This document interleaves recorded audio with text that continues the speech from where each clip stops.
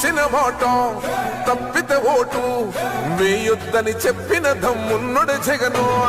చెప్పిన మాట చెప్పినట్టుగా చేసిన మా రాజన్న కొడుకుర జగను.